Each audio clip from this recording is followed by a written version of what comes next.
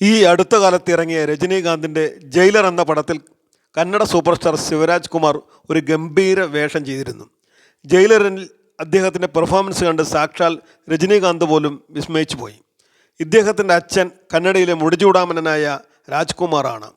അനിയൻ പുനീത് രാജ്കുമാർ ഒരു super star മാത്രമല്ല, ജനങ്ങൾക്ക് ഒരുപാട് നല്ല സഹായങ്ങൾ ചെയ്ത ഒരു ഉത്തമനായ നായകനായിരുന്നു.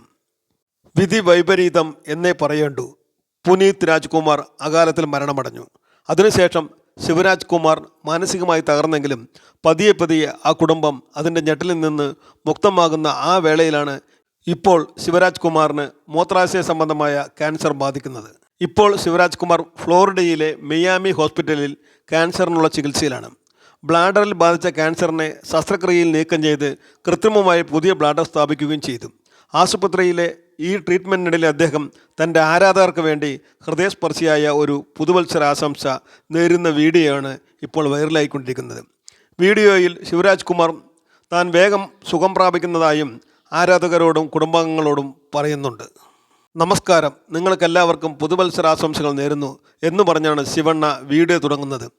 വളരെയധികം വെല്ലുവിളികൾ നിറഞ്ഞതായിരുന്നു തൻ്റെ രോഗത്തോടൊപ്പമുള്ള യാത്ര എന്ന് അദ്ദേഹം പറഞ്ഞു. രോഗനിർണയത്തിന് മുൻപ് താൻ വളരെയധികം ഭയപ്പെട്ടിരുന്നു. എന്നാൽ ആരാധകരുടെയും കുടുംബത്തിൻ്റെയും അചഞ്ചലമായ പിന്തുണ തനിക്ക് രോഗത്തോട് യുദ്ധം ചെയ്യാനുള്ള കരുത്ത് നൽകിയെന്ന് അദ്ദേഹം പറഞ്ഞു. ഞാൻ മുൻപ് ഒരുപാട് ഭയപ്പെട്ടിരുന്നു. പക്ഷേ ആരാധകരും ബന്ധുക്കളും സഹപ്രവർത്തകരും ഡോക്ടർമാരും പ്രത്യേകിച്ച് എന്നെ ചികിത്സിച്ച ഡോക്ടർ ശശിധറും നഴ്സുമാരും എനിക്ക് ശക്തി നൽകി. ഞാൻ കീമോതെറാപ്പി ചെയ്തു. സത്യത്തിൽ ഇതെല്ലാം ഞാൻ എങ്ങനെ കൈകാര്യം ചെയ്തുവെന്നാണ് ഇപ്പോൾ എനിക്കറിയില്ല. പക്ഷേ അവസാനം മിയാമിയിൽ ചികിത്സയ്ക്ക് പോകാൻ ഒരുങ്ങിയപ്പോഴും ഭയമായിരുന്നു.